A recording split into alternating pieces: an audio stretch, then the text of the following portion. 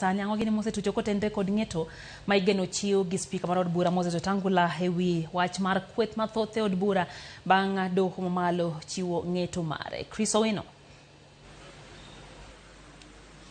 Erokamano Lydia, watimo mos ne ntiere ng'ikruok e chenro kata gik molos kod lwet dhano, kata kamano sani awinji e yo malong'o, e yo makare ka iselero wane aluora mar od bura mamalo kama odiochieng' ma kawuono geno marwa en kochopo kar saa 8:30 kama jo od bura duogo e od bura. Geno marwa en ni spika mar od bura Moses Wetangula dhi chiwo ng'eto mare ewi bura mane ogol kod doho mamalo, kama ne doho mamalo ne ong'ado ni bura mane ong'ado tarik 6 dwe mar 10 higa mar 2022 ni kweth mar Kenya Kwanza, kweth ma an kod kweth jo od bura mathoth e od bura ne en ataro mar chik mabiro bang' odiochieng' manyoro nyen twak manyoro omako mach, twak manyoro odhi motegno e kind jo od bura mag Kenya Kwanza kod Azimio, ka jo od bura mag Azimio nyiso Kenya Kwanza mondo gimi od bura luor kendo gimi luor chik mane ogol kod joyal buche adek mag doho mamalo, kama ne owacho ni riwruok mar Kenya Kwanza ne oyang ka kweth jo od bura mathoth ataro mar chik. Bende jale kweth jo od bura manok Milly Odhiambo ne dwaro mondo spika Moses Wetangula ogwe tao ewi mano ma owacho ni omako lemo ariyo, lemo mar spika mamalo kaachiel kod jatend duond bura mar Ford Kenya. Kata kamano jo od bura mag riwruok mar Kenya Kwanza ne oramo ni ng'eto makama okomulo od bura nikech od bura ochung' kar kende kendo doho onge teko mar chiko od bura kata chenro margi kaachiel kod yango ndo ng'ano ma en jo od bura mamalo kod jo od bura manok. Omiyo odiochieng' ma kawuono geno marwa en ni spika mar od bura Moses Wetangula dhi chiwo en Azimio kose Kenya Kwanza eman kod jo od bura mathoth to odhi chiwo neno ne en ma kaluwore kod neno mane. An kod achiel kuom okil Kamaloka ma wiyo timo jere pacho kae, ja od bura mar Raila Dr. Otiende Amolo madhi lero nwa to odiochieng' ma kawuono spika wageno ni dhi chiwo ng'eto mar ariyo bang' kane osechiwo ng'eto mokwongo tarik 6 dwe mar 10 higa mar 2022, ng'eto mane owit oko kod joyal buche adek. Nyin achiel kuom kinde ma ben jo od bura mane okwedo wach ma kamano odiochieng' manyoro ka wacho ni jo od bura mag Kenya Kwanza nyakalo chik, to luwo chik en ni giluwo gima ne od bura wacho. Igeno ng'eto mane odiochieng' ma kawuono. Erokamano ahinya. Kawuono wageno ni kwadok e od bura to spika marwa dhi ng'ado wachno. Mokwongo wadwa ni ji mondo ng'e ni ma ok en lweny mane kind Azimio gi Kenya Kwanza. Ma en lweny mane kind joma dwa luwo chik gi jok mok dwa luwo chik. Wan kaka wabunge ne wawacho marwa dwe mar 10 higa mar 2022 tarik 6. Spika notamre winjo manong'ado bura ni kako nene jo Kenya Kwanza e kweth mang'eny ni wan to watin. Na wacho dierego makata ka ng'ato ng'iyo tibro neno ni wach mane spika wacho no ok en wach makare kendo ok oluwore gi chik, nikech ing'ado bura ni jomage mang'eny ok koluwore gi bang' koseyier ng'ato kumodhiye, ing'ado bura koluwore ni to joma noyiere party mani. Mano bende wach ma kendo nye doho owacho. Doho nowacho ni sama ji dhi e yiero inyalo yieri nikech ji oheri, to samoro bende nitie jok ma yieri nikech party ma intiere. Koro ionge gi thuolo mar wacho ni in koseyieri to koro in gi thuolo mar dhi kamoro amora mihero. Mano en wach manong'ad tarik 8 man watimo dwe mar 8 man watimo yiero cha, kanye manong'ade wachno. Koro ne giwacho ni ok inya wacho ni koro bang' mano ni koro ing'iyo ni ng'amo donje party mane bas koro eking'iyo jo mang'eny. Nyoro kanye wadhi e od bura nye watemo nyiso spika marwa ni wan kaka od bura nyaka walu chik ma doho kadho, nikech pend chik wacho ni wan gi teko mar kadho chik, to joma nigi teko mar wacho ni chik no oluore gi pend chik koso ok oluore en doho. Ka doho osewacho onego bed ni waluwo, doho nowacho gik moko ariyo. Doho nowacho ni mokwongo kaka spika ok oyieni bet spika tibet jatend party moro kendo. Emomiyo nyi neno ka nyasomo ne gine spika paragraf mar 504 gi 505 mowache gino maler ahinya. Nyeri ko oyud ka spika nogono wacho ni wach ma doho golo no ok mule, koro ne nyaka som. Doho no chako wacho mar ariyo ni kweth mang'eny en mar Azimio, to ok en mar Azimio sani, en mar Azimio bang' yiero kaka notim yiero. Onego bed ni ng'iyo kaka notim yiero, to eki wacho ni mae kweth mang'eny kata ok en mae. Moko onego bed ni kwano.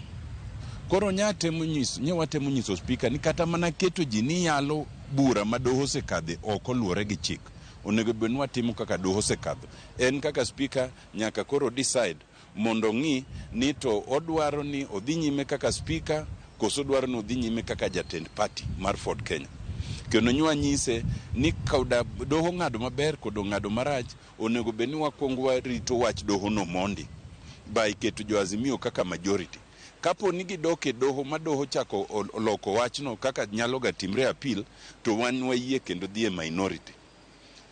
Sani wageno ni odhi ng'ado burano, to nya neno ka mokwongo kaka spika marwa otemo wacho ni en kako ng'eye, kata bed ni doho no wacho no konya mako kombe ariyogo, to onge kuma doho no wacho ni nyako we achiel.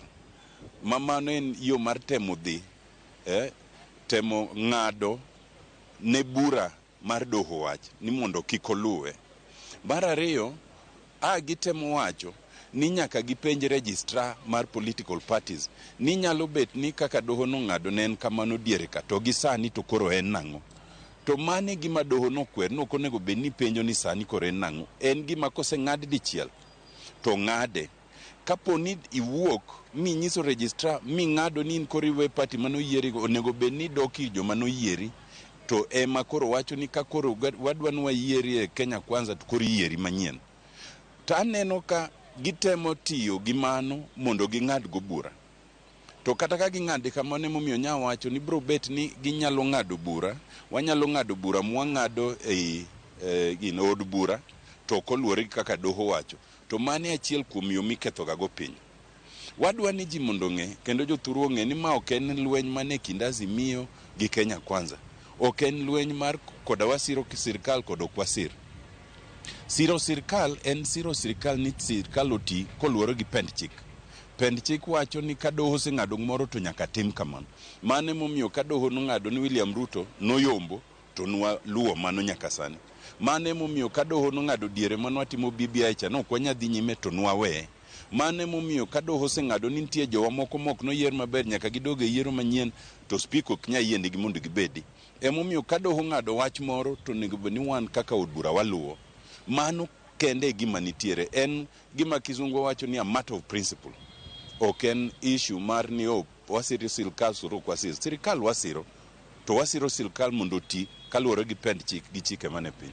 Wakili, ka odiochieng' manyoro kane iwinjo twak spika mar od bura Moses Wetangula ne temo wacho ni onge kama ng'eto mar doyal buche adek mar doho ne owacho ni Kenya Kwanza ni Azimio gine kweth mathoth. Ne giwacho ni Kenya Kwanza giwito oko ng'eto mane oyango Kenya Kwanza kaka kweth jod bura mathoth, to ne giremo wacho ayanga ni Azimio koro e kweth mathoth. Iwacho nang'o iwachni?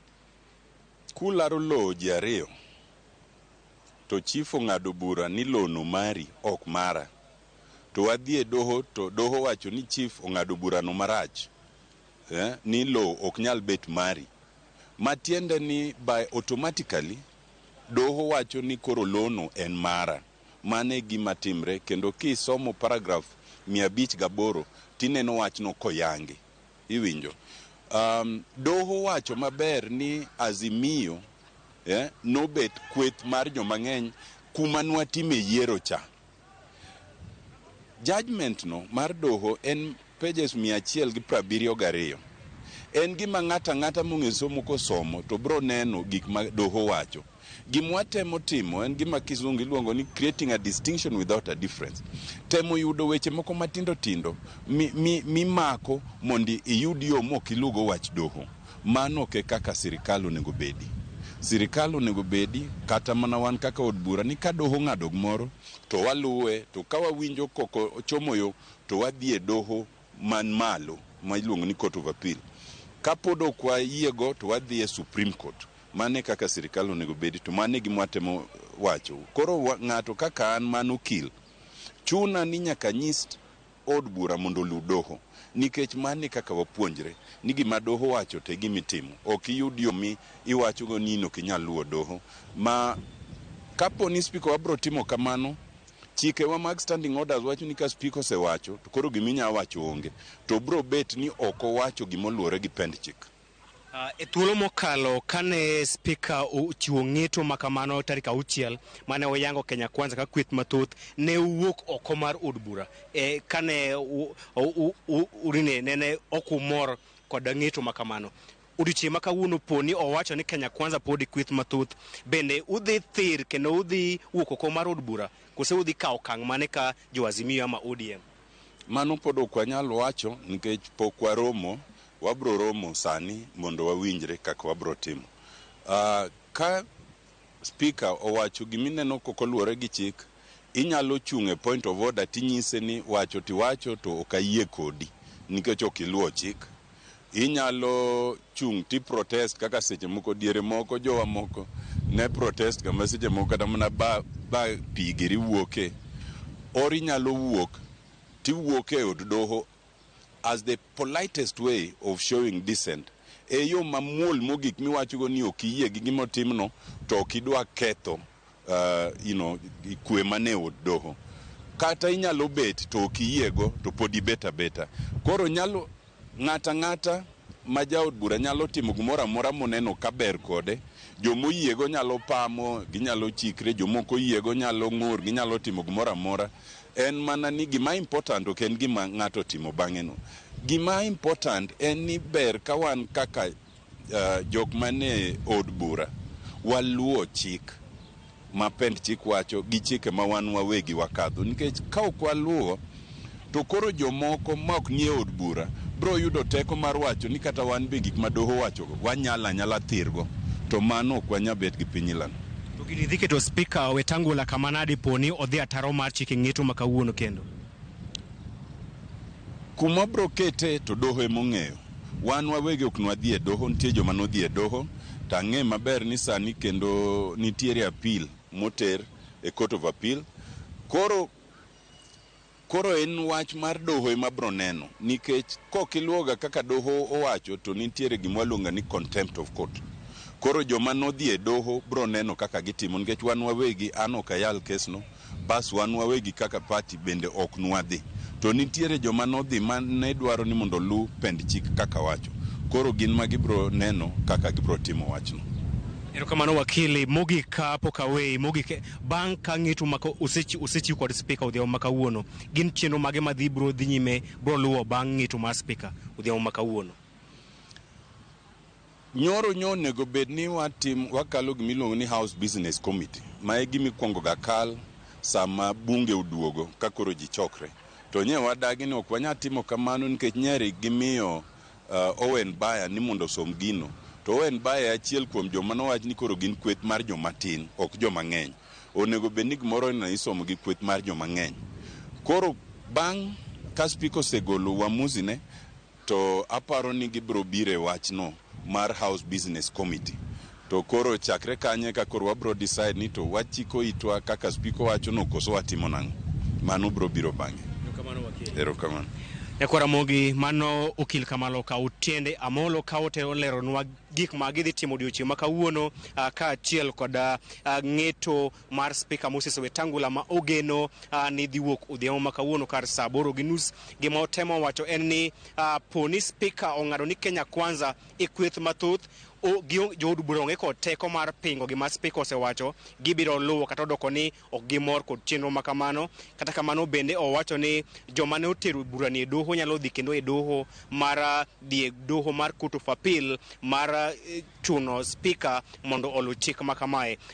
Kopogore kod mano, bang' ka spika osegolo ng'eto ma kamae, gima dhi luwo en ni jood bura dhi chuo komiti moyiedhi mochung'ne tayo chenro mag od bura midendo ni House Business Committee, ma koseyier eka od bura chenro mag od bura nyalo chakore. Kapok ochuog komiti ma kamano, onge chenro moro amora mar od bura manyalo dhi nyime. Mano e gima biro dhi nyime odhiambo ma kawuono, bang' ka spika Moses Wetangula osegolo ng'eto to Azimio kata Kenya Kwanza e kweth mathoth e od bura odhiambo ma kawuono. Lydia.